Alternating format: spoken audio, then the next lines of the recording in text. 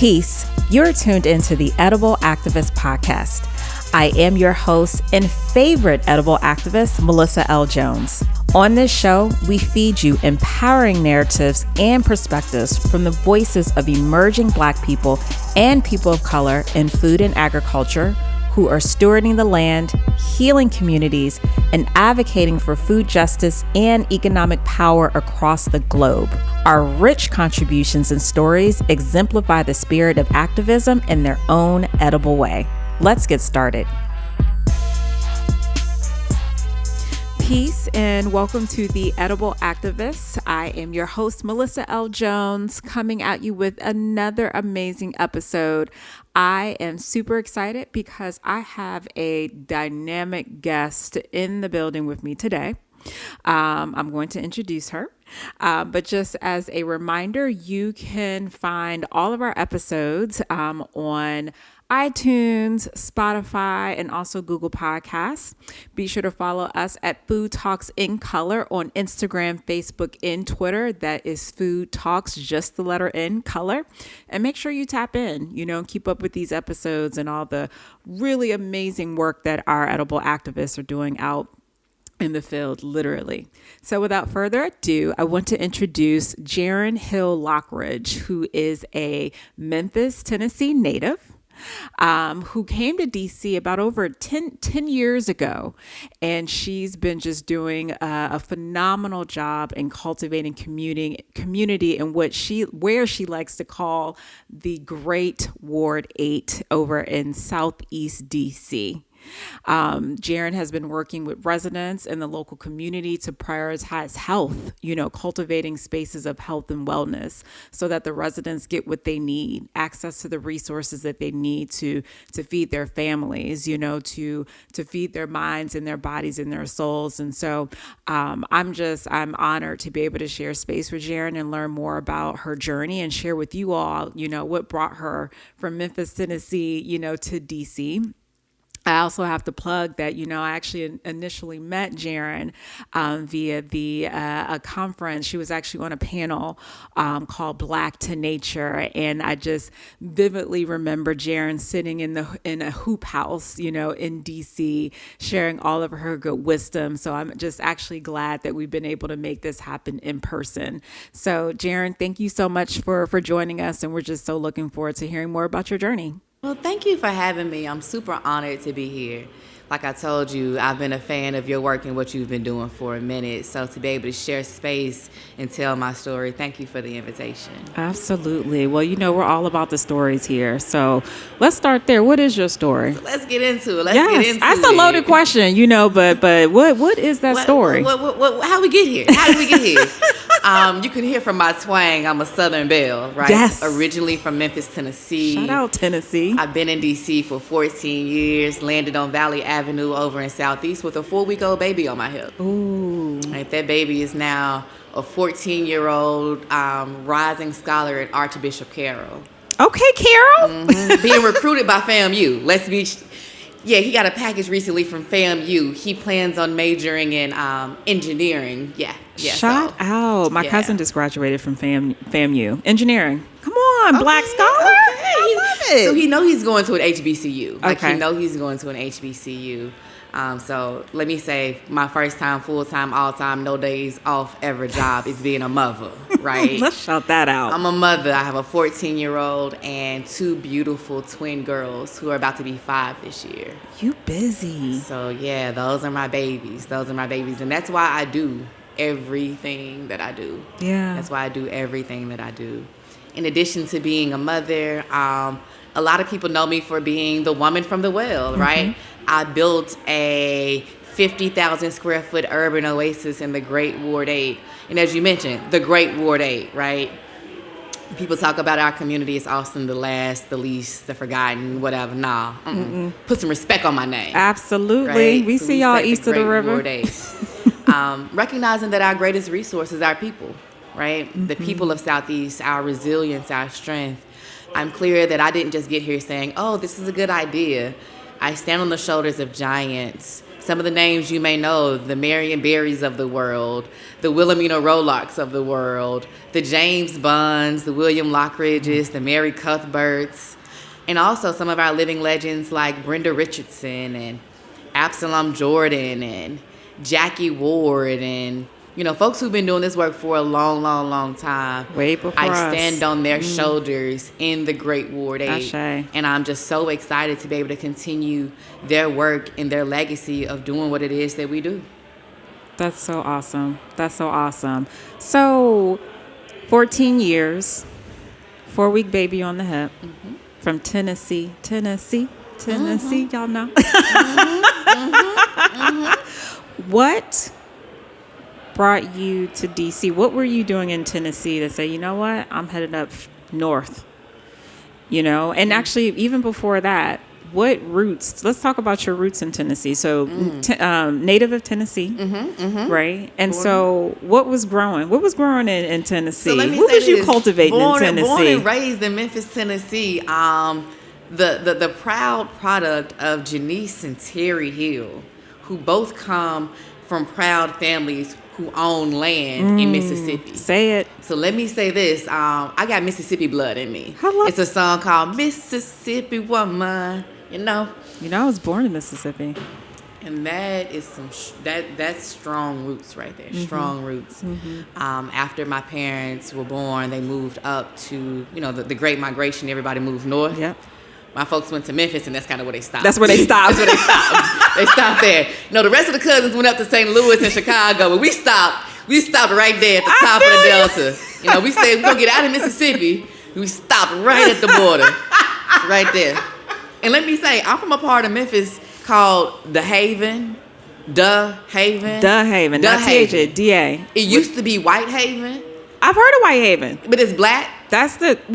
No, maybe I'm thinking another part of Tennessee. That isn't close to Mississippi, is it? It is very close to Mississippi. All right. So let me tell you, geographically, White Haven is south of South Memphis in Memphis. Right? So there was the original outline of the city. There was North Memphis, downtown, and then South Memphis. As black folks kept moving out of the city, they moved into the White's Haven, so they made the city limits bigger.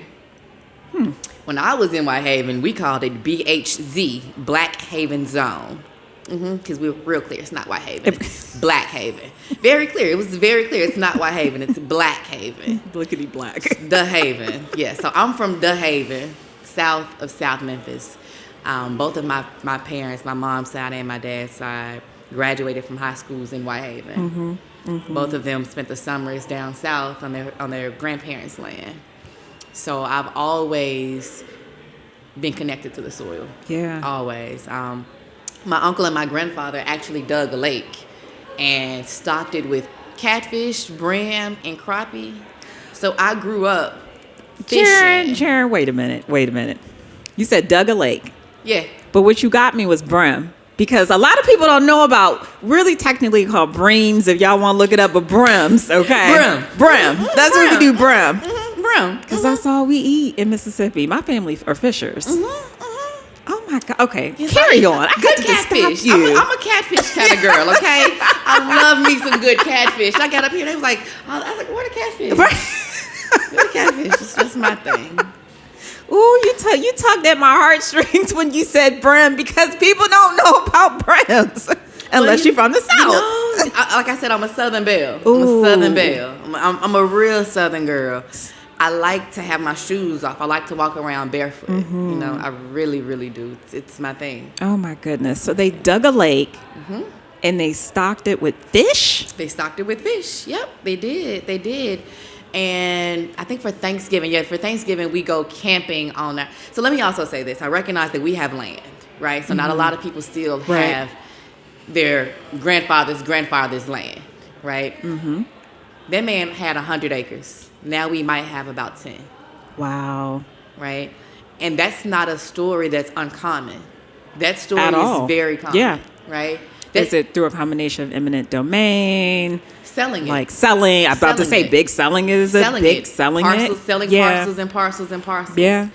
But to still be able to say that I and my family owns land that my granddaddy's granddaddy bought. Yeah. That's deep. That's special. So That's special. we go camping on that land, right? My family, so. we go camping. That's our, instead of the traditional summertime family reunion, we traditionally get together for Thanksgiving and go camping on the land. My children have been down there. It is, so if anybody wants to go camping in Memphis, holler at your girl.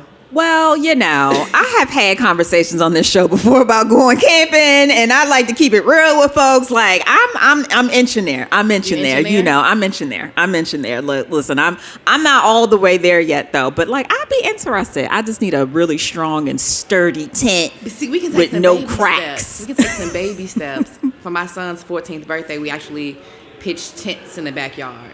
Okay. We had 14 young people at my house. We had 5 or 6 tents, and just to give them the experience of sleeping outside under the stars in the city. The fact that, though, that you have family that are willing, I know they're Southerners, but my Southern family, my Southern ass family, and I'm talking, my family's in Jackson, like in, Mount Olive. Mm-hmm. There's no way I can get them to camp. No, there's no way. There's no way. That is my dream, Jarren. That is my dream to have this big, family reunion, Southern cookout in the woods. And no, they're just. It's not a dream. You're speaking it into fruition. Oh, well, thank you. There we are. It's not a dream. You see it, it's gonna happen. Thank you, because I have this vision, and I've been talking to my aunt about this vision. I was able to get about I have a huge family, 30 of us on GroupMe, and I have way more family members than that, just to say, hey, y'all, these are the plans I have. Let's be ready. Let's be ready. But that's awesome, though, that you all still have that land, and the fact that you still place, step your feet on that land and just being able to still make that connection and have a piece of your history, in your lineage is amazing, because a lot, I can say a lot, it's not anything that's relative, of Black people cannot say that. I am that person that cannot say that. And my family has owned land, and had a conversation with my cousin Falani. We had a whole conversation about Black land ownership, and she made a good point. And I'm going to hammer this nail in as much as I can. But we talk about different ways in which Black people lose land, but we lose it by selling it. A lot of times is what we're doing, So she was speaking to land loss, and a lot of it's within just our own family and those dynamics. And, so that's special. Yeah, I don't take it lightly. And my brother continues to be a steward of that land. My uncle continues to be a steward of that land. So and shout out to them for still doing the work, right? Because I'm 1,000 miles away now. Yeah. Right? I can't be the good steward that I would like to be. So shout out to those who didn't continue the Great Migration, who stayed home and said, I'm going to stay seriously. Here. Right? Because it ain't easy. No, absolutely. It ain't easy, so shout out to them. Yeah, I'm glad that you said that. I'm so glad that you said that. So, all right. So you made your way up to D.C. I did. I made my way up to D.C. and landed on Valley Avenue. For those that don't know, the well is located on Valley Avenue. Now you know. Now you know. But when I got here, I thought I needed, because I had this baby I needed to feed, I needed a job. And I thought my way to success and stability was getting a good government job, right? I'm in the district. Yeah. It's Chocolate City, the nation's capital, the seat of power. Yeah. I need me a good government job. With your benefits and everything. So I started working on Capitol Hill for Congresswoman Eleanor Holmes Norton, our warrior on the Hill. And let me tell you, baby, in 2009, that was Obama's first election, in the midst of the Obamacare, Affordable Care Act, all of that. Ooh, it was, what a time to be alive. What a time to be alive. I remember. With this little baby on my hip, trying to figure it out. And I appreciate that experience so, so much, because sitting at her feet, sitting outside her door every day, showed me things that otherwise I would have been oblivious to. So I worked for her, and let me say that for those that don't know, Congressional Black Caucus in D.C., the black folks, the black members of Congress, and all the places that black folks are from around this country, it is a beautiful thing to see it happen in the district. A couple of years with her, then I went over to Senator Landrieu from Louisiana. And then the day Marion Barry died, I remember that day. It was the same day that Mary Landrieu lost her election, right? So I knew that my career at Capitol Hill was shifting. Yeah. And I also knew that my community was changing because Marion Barry, absolutely, Mayor for Life, yep, he was doing a lot. A lot was going on in Ward 8. And Mayor Muriel Bowser had just been named mayor-elect as well. So Senator Mary Landrieu called Muriel Bowser and said, hey, I have this dynamic young lady who loves D.C. and she really loved Ward 8. Like she really loved Southeast. You might want to have her on your team. So I joined Mayor Bowser's administration and I worked in a couple of different capacities.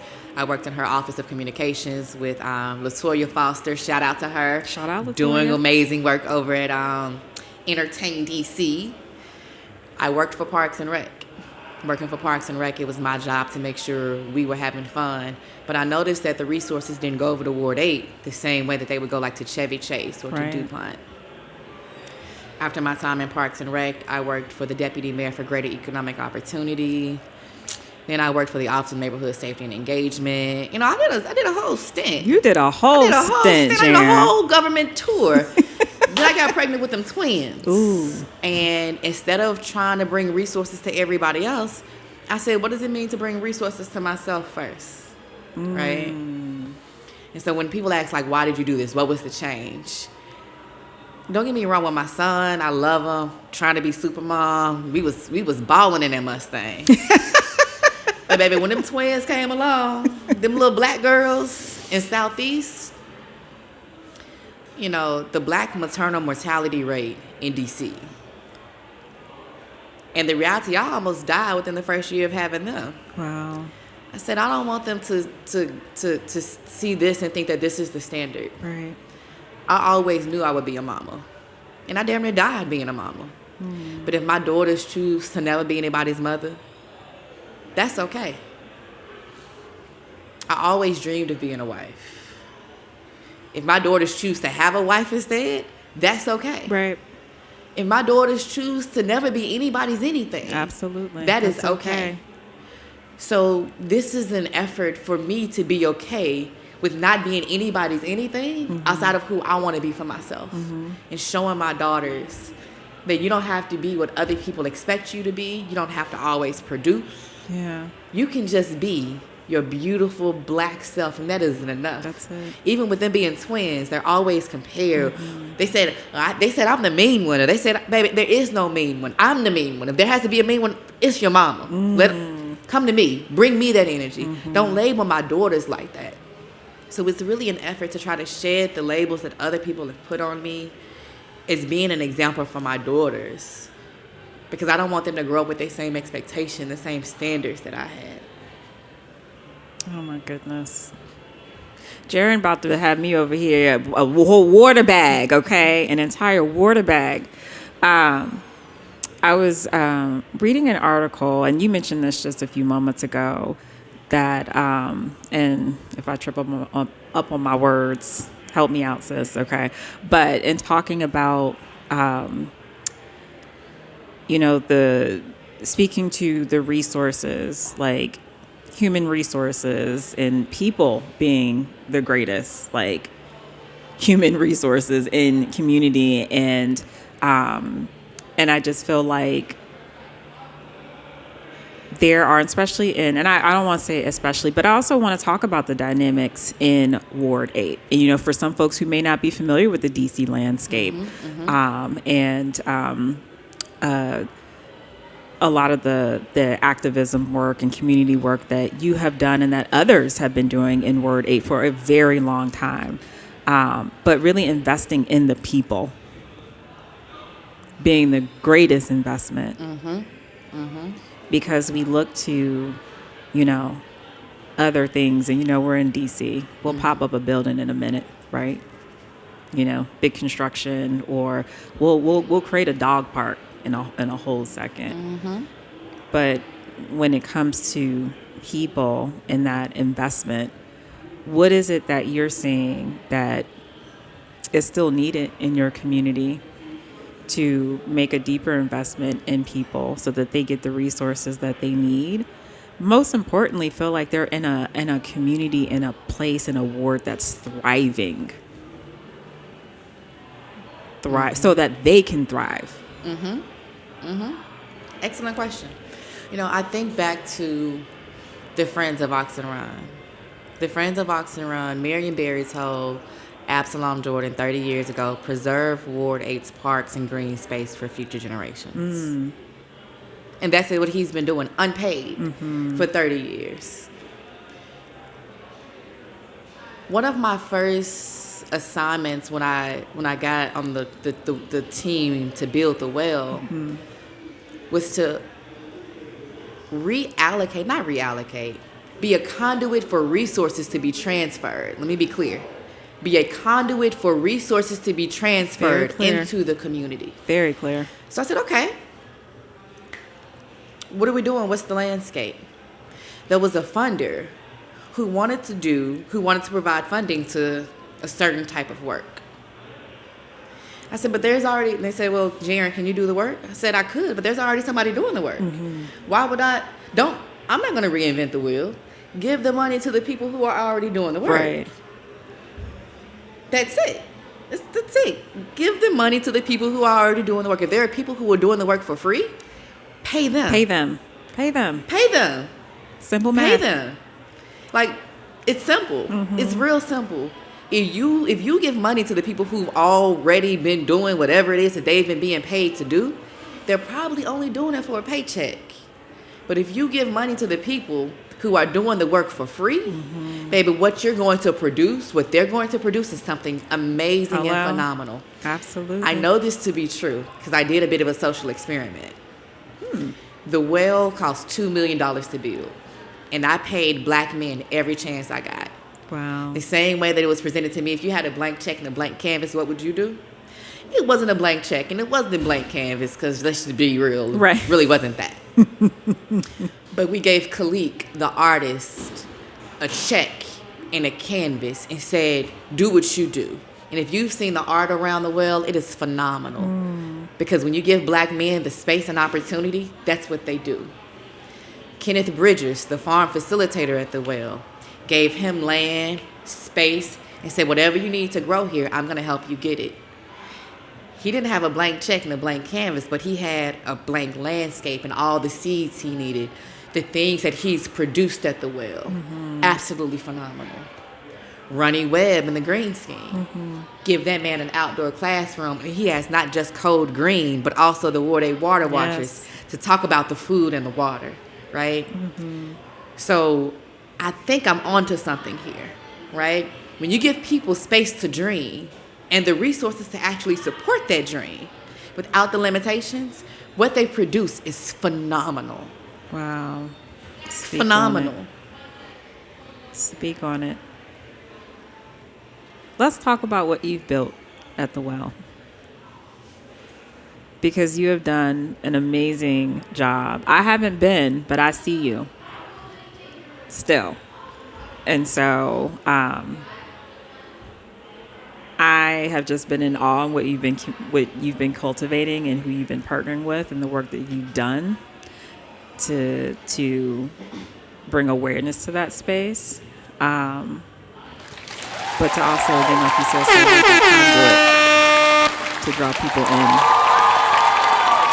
So I do want to spend some time talking about that because that has been phenomenal. And that's my baby. The well Your is my baby. baby. Like, if I'm being honest, that's my fourth baby. Yeah. That's my fourth baby.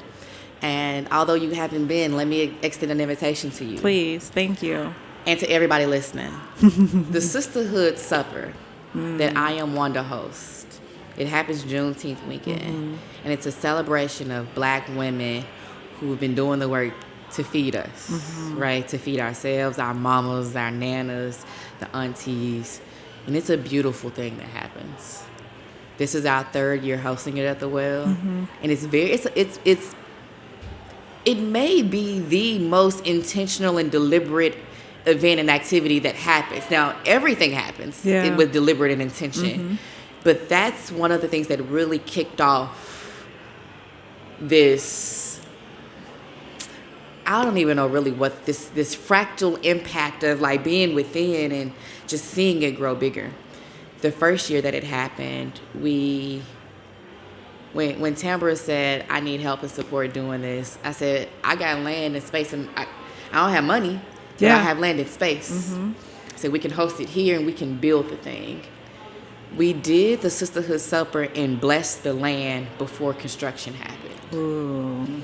So let me break this down, right? Sometimes when you start construction, you have groundbreakings, right? Where you have construction hats and your shovels and all of that stuff. I know. So at the well, we did not do, and funders and media and all the press, sponsors, all of that. At the well, we didn't do a groundbreaking. We did a ground opening. Why are we doing a groundbreaking with construction hats if we building a garden and a farm, y'all? Doesn't make sense. Yeah. So for our ground opening, our farm manager rented a tiller and tilled the land himself. Our children went and got water from the creek. Our elders came and brought seeds. Our ground opening ceremony was very intentional. Oh my gosh. Very intentional. So beautiful. African drumming, African dancing, prayers from Nana Kwabena. It was very intentional. That was the ground opening, right? And again, funders and media and people were there.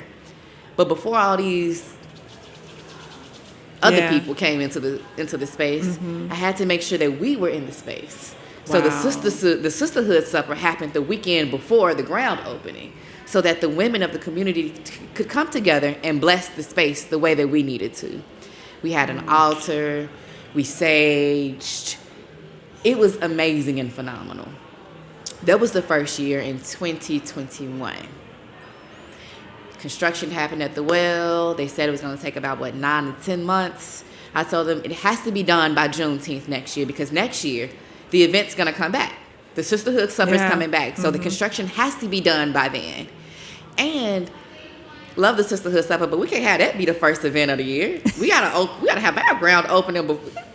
Come on now. So the Sisterhood Supper was the second event after we opened the gates last year. So we had our gate opening.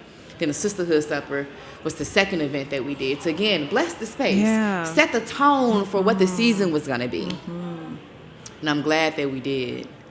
This year comes back Juneteenth weekend. And our theme this year is from waste to worth. Bringing together food sheroes in the community who understand that one man's trash may be another man's treasure. From seed keepers to foragers, all Black women. That's beautiful. So this is your invitation too. Come on out. All Black women, pull up at the well, 300 Valley Avenue, Juneteenth weekend. That's awesome. First of all, shout out to Tamara Ray Stevenson. Amazing. Who I believe she just got her PhD. She's on her way. She's on her way. She's on her way. I've been following her journey. I've had Tamara on my show a few times. We have partnered together. You talking about a scholar. I mean, I can just listen to Tamara all day. And I do. Yeah. I listen to, like, if she's guest lecturing somewhere or doing her thing. I'm a fan. She's awesome. Dr. Stevenson is amazing. Yes. So thank you for the invitation. And I've never been able to go. It's the weekend of my birthday. Okay. So I've always been, like, last year was the milestone. Turned 40 last year, So, but I definitely look forward to attending. I support what Tamara has. I've been a fan of Tamara's for a long time, and have shown up for, some of the things that she's done. And so that is just beautiful, and sowing good seed. Yeah. Good seed and good soil. Absolutely. Absolutely. And what better way to do that with the people who are doing the work and, are, again, cultivating. And we have our ancestors who, have our back, and they're there. And there's no us without them. Oh, absolutely. And so bringing all those vibrations to the land and the space, and remember, like, we are the soil. Such a way to set the tone. Such a way to set the tone. Oh my goodness. Oh, I love that. I love that so much. Definitely want to segue and talk about some of the work that you've been doing with the Ward 8 Health Council. So, busy bee, mama. Yep, woman of the well. Woman of the well. Chair of the Ward 8 Health Council. Yes. When you talk about our elders, shout out to Calvin Smith, who was the prior chair of the Ward 8 Health Council, who tapped me to then do this work. Unpaid position, that's a lot of work, a lot of demand, but it's an amazing opportunity to come together and really try to push health priorities for Ward 8. Let me say last year, this is another thing I like to say. I'm not a doctor, I just play one on TV sometimes, right? So when you talk about me being a scholar, I don't want people to think that Jarren is the subject matter expert. That literally means she's the student, y'all. She's the student, constantly learning, constantly sitting at the feet of people. Which is why, as the chair of the Ward 8 Health Council, I ask the questions of whoever the presenter is and make those answers available to everybody in the community, right? Don't think that it's Jarren getting up there talking. Right. It's Jarren asking the questions of the subject matter experts who are coming into the space to share with us. You're still a scholar in my eyes, though. Thank you. Thank you. So let me tell you what our priorities are for 2023. Because last year in 2022, I was just kind of winging it. This year, I said, let me be a lot more intentional and set some agendas and some priorities. For those that don't know, Cedar Hill Regional Medical Center is coming to Ward 8. They're building a hospital in Ward 8. I did not know that. Is that where exactly in Ward 8? On St. Elizabeth's campus. Okay. On St. Elizabeth's campus. Okay. Yep. I did know that. Thank you for... There's a hospital coming. And it's coming at the end of 2024. That's around the corner. So our plan and what we're trying to do is really gear up our workforce development so that anybody who wants a job at the hospital, we can help get them one. That's awesome. So that's working with Howard medical students to get some of the black doctors, culturally competent black doctors in our community. So awesome. That's working with UDC and their workforce development campus to get their nursing students and CNAs in the space. But it's also everything else adjacent to healthcare, right? That's nutritionists. Yes. Like, I want to work with Chris and Dreaming Out Loud. Who's providing the food? We can feed ourselves. Who's doing the landscaping? Yes. Who's providing the toilet tissue? Exactly. Down to the T. Your florals. Everything. I want to know about every job at the hospital because we can take care of ourselves. So workforce development. Can you repeat that again? We can take care of ourselves. That's a t-shirt. Let me pause you real quick. So I'm famous. I'm known for each of my shows. Okay. When someone makes a statement, I turn into a t-shirt. Literally, I'm like, that's a t-shirt. I love it. Okay, there you go. Yeah. Run with it. Yep. We can take care of ourselves. That's the hospital in Ward 8. We can take care of ourselves. There are only 3 black medical schools in the country. One of them is in our backyard, y'all. Wow. We have UDC, the second oldest HBCU, with a free workforce development campus in Shout Ward 8. Shout out to UDC, man. I'm trying to enroll. I'm trying to be a Firebird this fall. Seriously. I'm trying to be a Firebird this fall. Wow. So workforce development, again, if you want to be in the healthcare industry or healthcare adjacent, I want every job at that hospital. Every job, including the construction jobs. We have construction jobs now. We want it all. So workforce development is a big piece. And I talk about seniors often because let me tell y'all, I love my elders. Yeah, me too. I love some hand dancing. Oh my. Okay. Come on, Tennessee. Okay. Give me a good game of spades going, baby. So for our seniors, for the Ward 8 Health Council, we're really trying to focus on their quality of life. Yeah. Right? Our senior population continues to increase. Ward 8 is it has the second largest increase of seniors in the city right now. Okay. We're really trying to, whether that's food access, making sure that they have access to healthy food, being outside, socializing on the other side of the pandemic. So our seniors' quality of life is our second major priority for the Ward 8 Health Council. That's beautiful. And I'm going to skip ahead to one of the last questions you're going to ask me. But being who we needed is a big piece of it. So be who you need it. Be who you need it. Be who you need it. That's our clear charge today. Be who you need it. So I told you when I was dealing with the postpartum depression from my daughters, they were born on the 3rd of July. The 4th of July in the city is amazing. I asked the doctor if I could leave the hospital because everything was fine because I really wanted a burnt hot dog.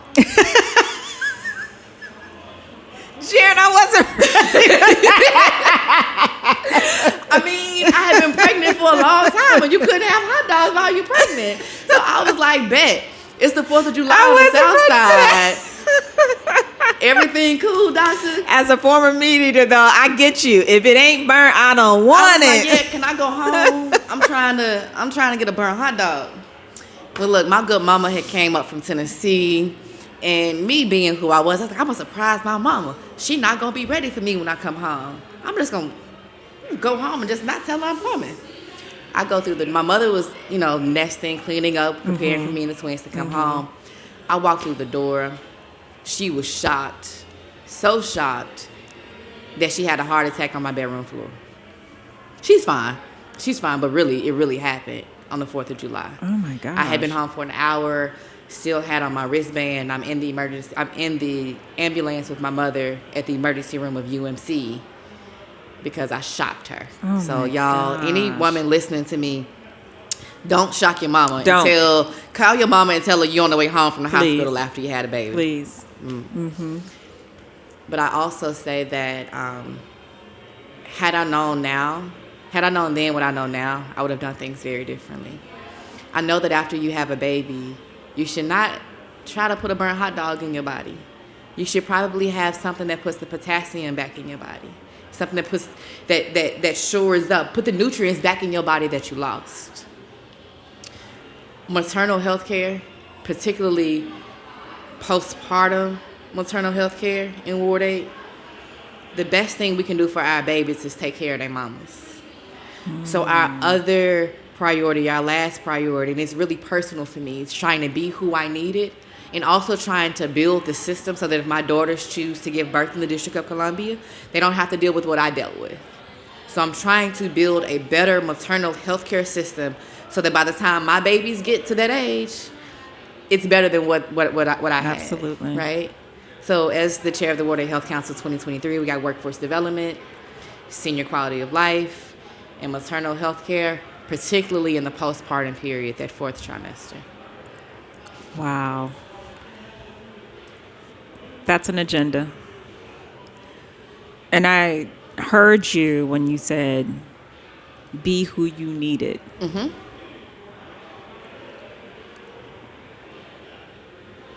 In your pursuit, and it's not even pursuit, like in this journey, what else do you need? Because I think about, Black women, we poor, we make shit happen, but we also don't take care of ourselves while we're doing it. And so as I see you and I see other Black women in this space, like making shit happen, we are the conduits to the community. Those that line, that vessel, resources, love, support, counsel, priorities, strategic planning, all of those things, hands in the soil, because I need to feed you physically and mentally so that my community can be well. But what is it that you need to continue to do your work so that every day you can stand and be that support, continue to be that support? Because if Jarren, I'm not saying anything is wrong, let me not say that, but I'm very, as someone who pours out too, and at times under a lot of stress, and it's like, if I don't feed me, I can't feed y'all. And look, you making me cry over here. Last year my response was I needed my brother, right? Because when my brothers are around, I'm protected. I know I'm in a safe space. I don't have to keep my head on a swivel. And I tell you, my brother stepped up in a tremendous way in 2022, so I appreciate them so much. Shout out. But in 2023, I need my sisters. I need my sisters. I need my real sisters. My sisters who see me who understand me, Yeah. who get it. And we ain't got to agree on everything, because we're not going to agree on everything. Yeah. But I need my sisters. Yeah. You know, I've been the woman at the well for a minute. Mm-hmm. It can be other women there too. You know what I mean? It's not just one. And I need y'all. I need us. Mm-hmm. And I need us to be okay. Because when I come as one, I stand as 10,000. Mm-hmm. Right? It's not just me. The things that I'm going through, a lot of us are going through. Yeah. Yeah. Yeah. Yeah. So I need my sisters. I feel I need that. y'all support. I need y'all love. I need y'all prayers. I need y'all light. I need to break bread with y'all. Yeah. We need to have fun together. We need to dance together. We need to Yes. put our hands on the soil. We can cry Yes. together. Oh my goodness. All the things. I felt that. I felt that so much. I wish my cousin Falani was here, but we'll be together soon in a few Yes, days. we will. Shout out to Falani. Yes. Shout out to Falani and her Seed and Culture Saturdays at the well. Oh my I'm so goodness. sad I missed the first one, but baby, I saw her there. Oh my I felt her there. gosh. And I'm so excited for her to be anchoring that space. So anchored in. It's so beautiful. Let me say this. You know, most schools nowadays have a garden, but our garden has a school where we bring subject matter experts like Falani into the space to teach our young folks that they can feed themselves. It's beautiful. Absolutely beautiful what's happening. Wow. Oh my gosh. Jarren, there's so much more that we can talk about. And I just thank you for sharing space with me. And I hope that you'll come back, you know? And I want to, it is always my intent for people to feel empowered, like they can walk away and do for themselves and do for others as well. Because, you know, this space also we talk about this a lot. Being in this space, and especially in food, it's very judgmental. Be very judgmental. And so there's a lot of great work that's been done out here, but we do need to support each other more. And I know we say it all the time. We do, but also in the same breath, we are also privy to the inequities that exist that also keeps us from being as progressive as we would like. That helps us to continue to do the work. So not just progressive in like our own pursuits in what is it that we're building, but also what we're building for community. And so that does put a toll on us as well. And it does, it creates what I'm trying to say. Sometimes you just like kind of build a wall because you're so in your zone and you're wanting to build for you, and you're so concerned about what you're not getting. But if we link a bit more and then tap into each other, and I'm not just talking shit, y'all. Like I am a project manager by nature. I am always assessing what it is that I need, what others need. I was just having a conversation with Falani yesterday. You know, she was, you know, she has a lot on her plate. You know, she's like, you know, I'm just kind of all over the place. And, you know, by nature, you know, Falani is, you know, just free spirited, as she would say. And I said, Falani, I will sit down with you and just create a project plan of everything that you need for the summer. I said, we will sit down and we will hash out every single resource that you need. We can talk about budget. Blessings. I said, we can literally, I will do that for you. Blessings. And she that's said, what support oh my looks goodness. Yeah, in that moment. I said, I will do that for you. And she was like, oh my goodness, Melissa, I need that so much. I know that you need that. And that's how, obviously I have to preserve my energy. You need to preserve your energy, but I want more of that if we can. Absolutely. Because even if something as small as like a project plan that helps you see your roadmap for the rest of the summer, like all the supplies that she needs for her farm, how much it's going to cost, what month she's going to get it, the other, like that right there. I understand the value of that as someone who is project oriented, seeing that whole roadmap. So I just want to see more of that. I really want to see more of that. So anywho, I got a final question for you, Jarren. Okay. One more question. We're gonna get it. Wrap And this I think thing up. do I gotta open You something? do have a gift. Okay. I did bring you a gift. She's so sweet. Came here bearing gifts. Yes, I mean, you can't y'all. come empty-handed. You When gotta folks bearing come visit gifts. me in the studio, like y'all are just the sweetest. Let me Like get you this just for y'all showing up is a gift. Y'all are busy out in the field, in community. So as I'm opening my gift, Jarren, I'm going to ask you, what's one edible act that anybody can take today after listening to this show? And if there are any other just like parting words that you want to, give to the people, like, please do. And I'm going to unravel. And Jarren doesn't know there's some yellow tissue paper, and yellow is my favorite color. Oh, so I love it. Yes. I love it. Yes. So in addition to my call to action is be who you need it, right? Be who that. you need it. That's what that's your baseline. Be who you need it. But if you want to do more, build and help build and support who you know we're going to need. Oh. Right? So at the well, it's not just, it's one thing like, okay, I'm helping you. I know what I needed, and I'm going to help you. Like I needed this, so I'm going to make it a little bit easier for you to mentor that way, right? But I also want us to take it a step farther, because we know that there's certain things that our community is going to need. Like, I know I'm going to need some environmental lawyers, some soil scientists, some Yes. veterinarians. How can we put our young people in position to be on track, to be who we needed at a FAMU, at a Delaware State, at an Eastern Shore, right? With all of these specific subject matter expertise that we know our community is going to need. Help our young people and build the next generation that we know we're going to need. All those things that you contract out to other folks to do. Yeah, who within our crew, which one of our children is going to do that?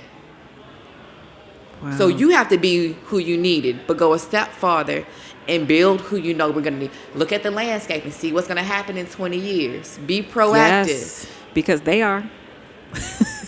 They making plans already. It's Baby, already. my children gonna know how to feed themselves. Hello? Okay, like at the baseline, we're gonna have the skill set to grow our own food. And my son wants to go into aerospace engineering. He want to go to the stars, baby. This Let's is do beyond it. what I can conceive. But I love it for them. Ooh, get it, Mom. You did So a let's- beautiful thing. let's Oh get my! these First of all, I'm gifts. just all the aroma. I'm like, oh my gosh. Okay. So this is from Black Flower Market. Yes, shout out to Kamari. That is some of her eucalyptus bunches that I've put into a jar Oh just my for you. goodness, it smells divine. A little medicine jar. Oh my.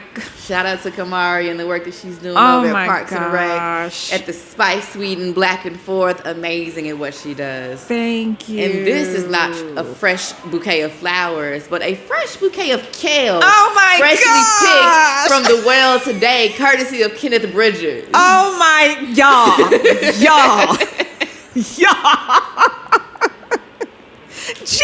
Oh my. Just has fed my soul. Oh my good. Oh my. First of all, I love me some greens. And this is when people say I got a little gift bag, a little goodie bag. No, this is the goodie bag, okay? If your goodie bag don't look like this, no, I'm joking, y'all. No, but this is it. Oh my gosh. These are going into the pot tomorrow. I'm going to cut and clean them tonight, wash them. Oh my goodness. And you know why these are so special to me? Because my grandmother loves greens. And I'll be in Mississippi, the Lord's will, as she always says. And whenever I go see her, we're going to the grocery store. She loves her greens. And I just get to sit in the kitchen and watch her cut and clean her greens. You know, the woman of the land who grew up on the land. And that's all she knew. And so, like, greens really are, it's more than just, like, something that's healthy. It really is, you know, just a symbol of, like, my love for my grandmother and what she loves so much. So this means so much to me. And I'm going to call her and say, Grandma, guess what I got? Guess what someone gifted me? Some greens. I wish I could put a recording on it. I might add that to it. You got some greens? A little Southern voice. This is so beautiful. Thank you. I hope you get a little cornbread to go with it with the pot liquor. You know, get the pot liquor out the bottom. Oh my Something special goodness right gracious. There. Listen, I might even have to you know, cook a pot of field peas because, you know, I brought those. I still got some in my freezer. Listen, I got flagged by TSA last year trying to put those things in my... What is this crop? What is this? What is They this? said they said there's something in your bag that looks like pills. I said they're just peas. TSA didn't know no better. They didn't know no better. Then they started being like, well, this is how you should cook them. Nope. It was all good. I got through that TSA with my peas. Okay. Jarren, where can folks find you online if they want to connect with you? You can find me on Instagram. I am Woman from the Well, spelled all the way out. Woman from the Well. Woman from the Well. What's the tagline behind that? Is there a tagline behind Woman from the Well? I should have one, but I don't know. I think I've read something about something brought you to the well and the well found you, or we're going to workshop this or something. I'll be back. We'll be back. We'll be back. We're going to figure that one out. The Woman from the Well. Woman from the Well. You can also, the website, Ward 8 Well, WARD, the number 8, WELL.com. All right, y'all, let's make a field trip out of it. You know, I still need to go. So, and I look 300 Valley Avenue Southeast. Pull up and see us, baby. Pull up. I'm going to be right there looking for Jarren. Come on, Jarren. Take me on this tour. All right, y'all. Thank you so much for tuning in to Edible Activist. You can find this episode on iTunes, Spotify, and Google Podcasts. So, and please follow on Instagram, Twitter, and Facebook, Food Talks in Color. That's Food Talks, just the letter in color. And until then, thank you so much. And y'all be well, be safe, take care of yourself, and be who you need it. Peace. Thanks for tuning in. You can catch today's episode on iTunes, Spotify, and Simplecast. And be sure to follow us at Food Talks in Color, that's just the letter N, on Instagram, Facebook, and Twitter. And did you know we are on Patreon? This is a way for you to take action and support our mission of amplifying BIPOC voices on the Edible Activist podcast. Visit patreon.com/Food Talks in Color to learn more. Peace and blessings. And remember, in the great words of Baba Tariq Adunu, there is no culture without agriculture.